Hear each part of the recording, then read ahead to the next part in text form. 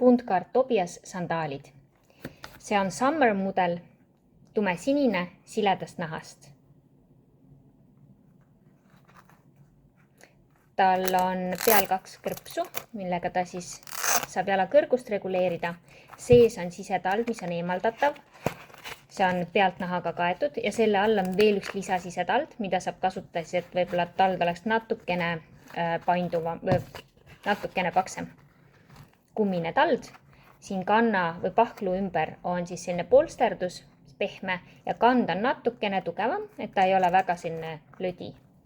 Ja Tobias Flower on tüdrukute mudel lillekestega lailak või selline lillakas roosa. Samamoodi hästi kergesti painutatav igatpidi.